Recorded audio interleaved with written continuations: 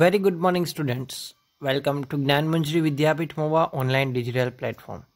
As you know, I am your science teacher Vatsal Trivedi.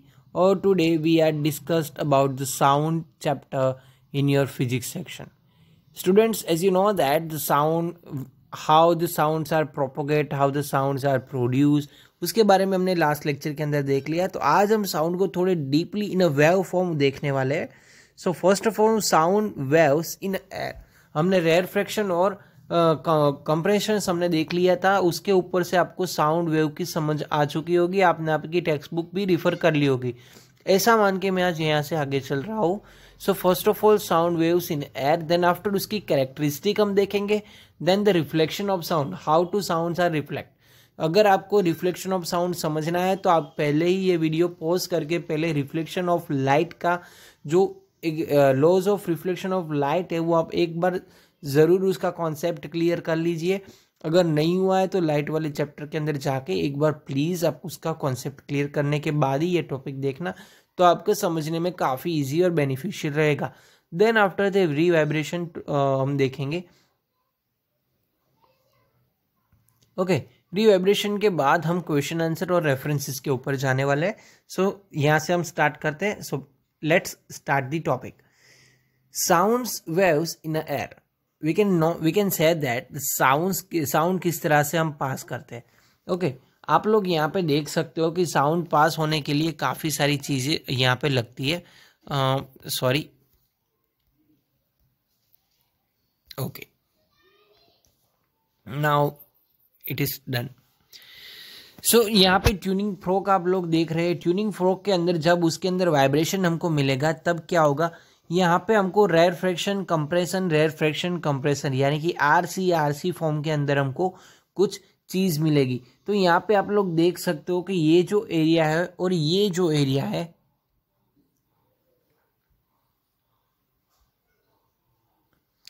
Red वाले portion के अंदर जो एरिया है, उसके बाद वाले जो पोर्शन है उसके अंदर जो एरिया है, यहाँ पे आप साउंड वेव्स देखोगे तो उसके बीच में काफ़ी सारी थोड़ा बहुत डिफरेंस आपको दिखेगा. यहाँ पे मैं आपके सामने भी ड्रॉ करता हूँ. तो दो वेव के बीच में आपको गैप है वो कम मिलेगा. जिसके अंदर गैप कम है वहाँ पे हम कंप्रेशन बोलेंगे, जिसके अंदर गैप ज़्यादा है उसको हम रेयरफेक्शन बोलेंगे. तो यहाँ पे हम लोग देख सकते हैं. So between the two wavelength there is air layers.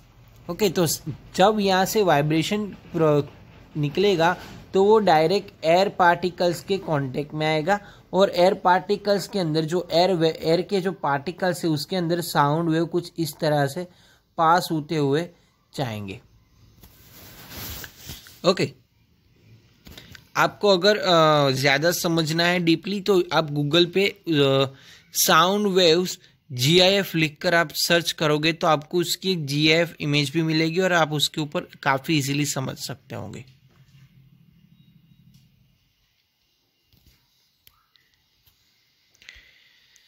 Here now let's discuss the sound waves in air are the longitudinal waves. वो किस तरह से होते हैं? Longitudinal waves. Sound waves in air consist of the compressions and the rarefactions that we are not at. Air layers through the randomly disturbed are almost equally placed in each other. When the right prong of the tuning forks moves outwards, it pushed the air layers through the right, sustaining more pressure. Therefore, the compressions are formed. यानी कि वहाँ पे high pressure form होगा. And when the right prong of the tuning forks move the inward, यानी कि towards the left, it creates the low pressure. Therefore, rarefaction are formed. सो कब rarefaction होगा और कब कंप्रेशंस फॉर्म होगा वो आपको अभी समझ में आ चुका होगा. The compressions and the rarefaction are passes on to the next layers by the vibrating air layers. The process is repeated along as the tuning fork vibrates. The compressions and the rarefaction are alternately formed. तो पहले compressions होगा, then after rarefaction, again compressions, again rarefactions. तो इस तरह से alternately form के अंदर वो प्रोसेस होती रहेगी जब तक उसके अंदर वाइब्रेशन मिलेगा. Only the compressions and the rarefaction passes on the form of the one place to another place, but the air layers vibrate back to the fourth about their means is a positions. When these sound waves fall on the eardrums vibrate accordingly and they reproduce the sound. ये जब sound waves होते हैं वो vibrate होने के बाद हमारे कान के अंदर जाते हैं, तब वो ईयर ड्रम्स के अंदर जब उसके साथ कनेक्टेड हो गए, उसके ऊपर जब जाएंगे, तब ईयर ड्रम्स होते हैं वो क्या करेंगे, वो वाइब्रेट होना स्टार्ट करेंगे और देन आफ्टर वो मैसेज पास करेंगे थ्रू द ब्रेन. तब हमको कुछ साउंड सुनाई देगा. ये हमारे ह्यूमन ईयर की अगर आपको प्रोसेस मालूम है तो आप देख सकते हो. यानी कि गूगल पे आप ह्यूमन ईयर के बारे में वीडियो देख के आप उसका कॉन्सेप्ट क्लियर कर सकते हो. अभी हम बात करेंगे साउंड वेव्स इन एयर के अंदर amplitude, wavelength, average density, pressure और डिस्टेंस. अभी हमको मालूम हो गया आरसी क्या होता है. देखिए यहाँ पे आप लोग देख सकते हैं कि first is a rarefaction, then again compressions के अंदर सारे वेव एक दूसरे के नज़दीक आ गए, रेयरफेक्शन के अंदर वापस दूर जा रहे, वापस नज़दीक आ रहे, वापस दूर जा रहे, वापस नज़दीक आ रहे. सो उसकी वजह से कुछ साउंड वेव इस तरह से प्रोड्यूस हो रहे हैं. ओके, यहाँ पे आप लोग जो रेड लाइन के अंदर देख रहे हैं, so it is a sound wave. तो इस तरह से कुछ साउंड वेव यहाँ से प्रोड्यूस हो रहे हैं इन अ एयर.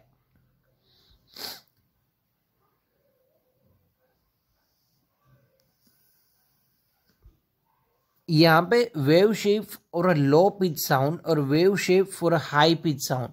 अगर ज़्यादा डिस्टर्बेंस मिलेगा तो किस तरह से साउंड वेव मिलेगा, और कम डिस्टर्बेंस मिलेगा तो किस तरह से साउंड वेव मिलेगा.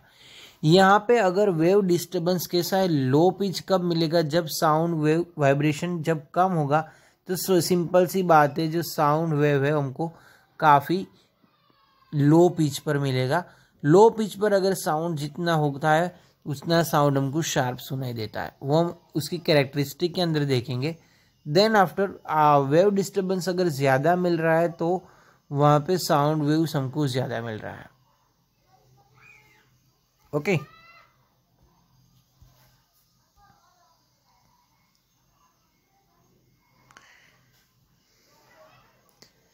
जिसकी पिच ज़्यादा होगी उसका साउंड हमको हाई इंटेंसिटी वाला, यानी कि एकदम शार्प साउंड और लाउडर साउंड सुनाई देगा. शार्प और a soft sound in a low intensity के अंदर शार्प और अ सॉफ्ट साउंड सुनाई देगा. But the shape for a louder sound यानी कि जिसका साउंड यानी कि पिच जिसकी हाई होगी, सो वहाँ पे हमको साउंड की इंटेंसिटी भी कैसी मिलेगी, हाई मिलेगी. Okay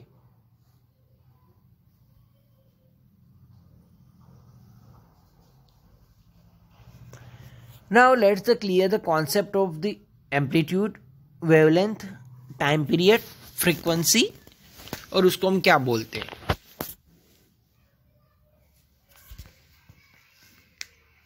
First, amplitude.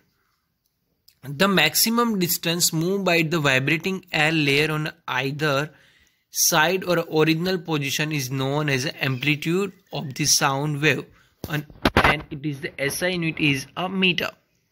Okay so उसको हम कैपिटल ए से हम दिखाते हैं. सो अभी हम वापस यहाँ पे ये इमेज के अंदर आ जाते हैं. तो फर्स्ट हमने एम्पलीट्यूड देखा है, तो you can see here it is amplitude. तो यानी कि सपोज हम ये यहाँ पे हम लोग देख रहे हैं, उसको हम काफ़ी बड़ा कर दे, यानी कि वो कोई बात नहीं, हम एक ब्लैक बोर्ड के ऊपर चले जाते हैं तो हमको ज़्यादा इजीली समझ में आ जाएगा. अगर यहाँ पे कोई एक साउंड वेव जा रहा है, ओके,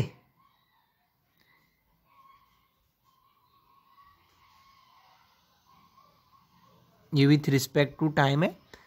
तो ये उसकी टोटल जितनी जो साउंड की यहाँ तक जो वेव वो कितना ऊपर जा रहा है वो चीज़, तो यहाँ से जो ये डिस्टेंस है ये हमको मिल जाए तो उसको हम क्या कहेंगे, amplitude A.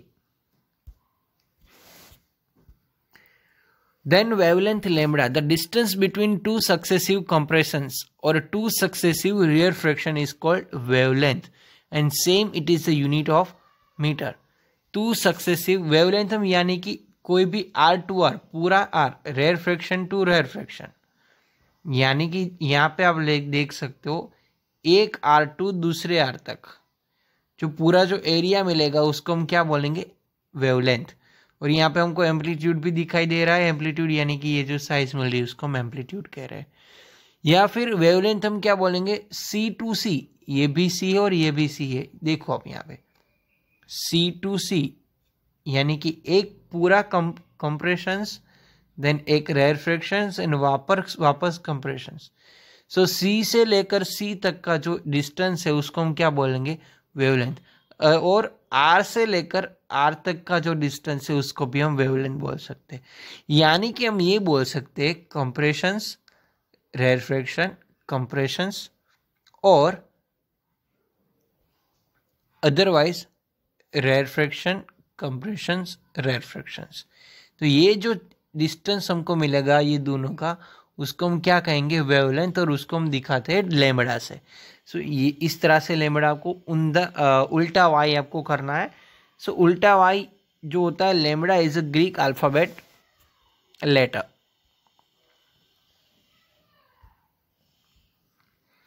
Next the time period. The time period is taken by the air layer in a complete the one vibration is known as the time period of the sound wave.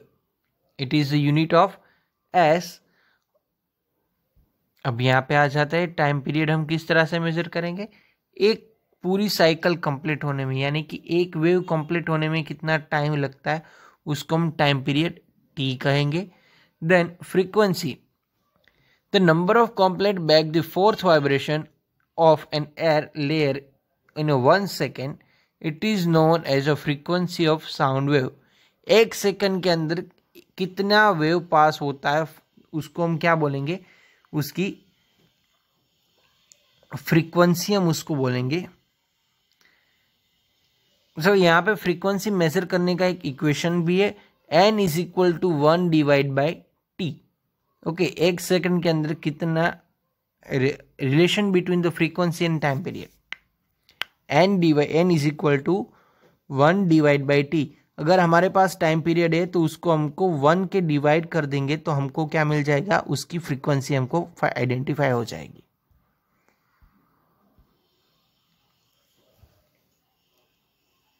Now अभी हम बात करेंगे reflection of sound. So reflection of sound, like light sound gets reflected and obeys the same laws of reflection. अगर आपको light का reflection मालूम है तो आप ये भी पता लगा सकते हैं। सो लाइट का रिफ्लेक्शन के अंदर क्या हो रहा था वो हम पहले देख लेते हैं।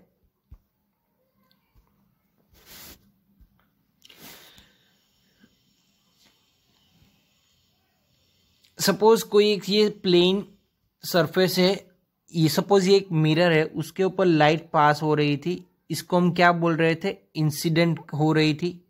यहाँ पे कोई एक सोर्स है, सोर्स में से लाइट इंसिडेंट हो रही थी यानी कि हम उसको आई कहते हैं।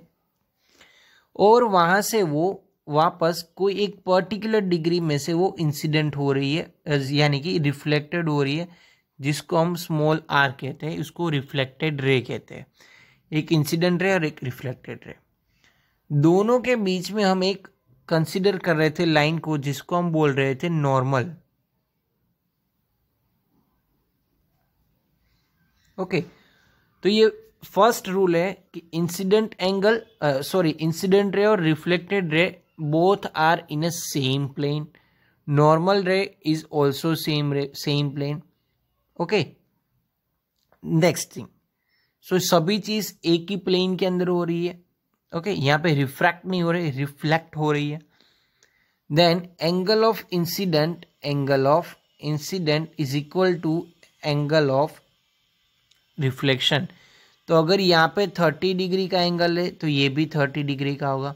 सो बोथ आर सेम। तो ये दो जो है वो हमने लाइट के अंदर देखा था, तो सेम इट इज साउंड भी सेम प्लेन के अंदर। कोई भी साउंड वेव इंसिडेंट हो रहा है तो वो भी रिफ्लेक्ट होगा इन अ सेम प्लेन। ओके, और एंगल ऑफ इंसिडेंट और angle of reflection is same, it is a light, तो वहां पे भी ये सेम मिलेगा।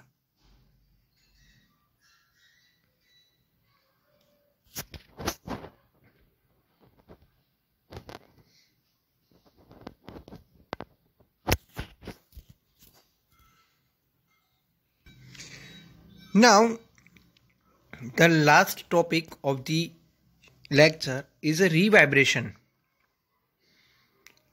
રિવાઇબ્રેશન યાની કે તમે જોરથી બોલો છો અને તમારો અવાજ તમને પાછો આવે છે એટલે આપણે એને પડઘો કહીએ.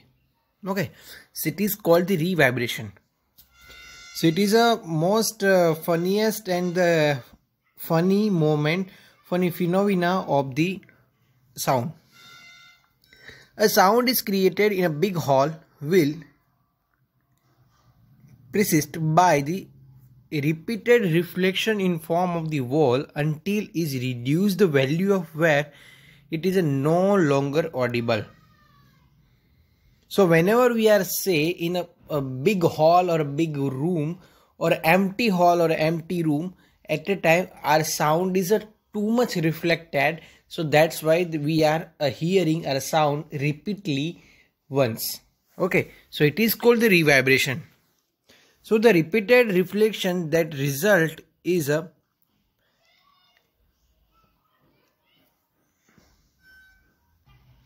persistence of the sound is called the revibration.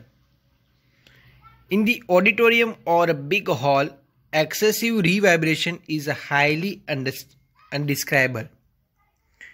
To reduce of revibration, the roof and walls the auditorium are generally covered with the sound absorbent material like the compressed fiberboard, rough plaster or the draperies. These scent materials are also selected on the basis of their sound absorbing properties. Okay, so हमको क्या करना, suppose हम theatre hall के अंदर जाएंगे, auditorium hall के अंदर जाएंगे, तो हमको वहाँ पे हॉल और रफ सरफेस वाली वॉल हमको मिलेगी। वो साउंड प्रूफ वॉल होती है, वहाँ पे रीवाइब्रेशन क्रिएट नहीं होगा। ओके, सो दैट्स वाई जैसे ऐसे कोई भी मटेरियल्स हो गए जिसकी प्रॉपर्टीज साउंड को एब्जॉर्ब करनी होती है, वो सारे मटेरियल्स के यूज से हम लोग साउंड प्रूफ रूम बना सकते हैं। Mostly theaters are made up of this type of hall. To make a short note on characteristic of sound wave, question answer जो आपके होमवर्क के लिए यहाँ पे है। Right a law of reflection of sound wave, आपको ये identify और आपको ये कहीं से भी फाउंड करके आपको लिखना है कि किस तरह से आपको, मैंने आपको यहाँ पे क्लियर कर दिया। Next, explain the reverberation. आप अपनी टेक्स्ट बुक का भी यूज कर सकते हो लिखने के लिए। एक्सप्लेन द रिवाइब्रेशन, ये भी आपको लिखना है with example. Last one is a references for this video I use your science text book / application in Wikipedia of sound. So यहाँ तक आपको जो कुछ भी समझ में नहीं आ रहा है, सो आप डेफिनेटली मुझे पूछ सकते हो। I will definitely solve your doubt. So अभी के लिए हम यहाँ तक रखेंगे। Thank you very much. To be continue next video. अभी के लिए stay happy, stay home, bye bye, take care, fun with science, enjoy the science.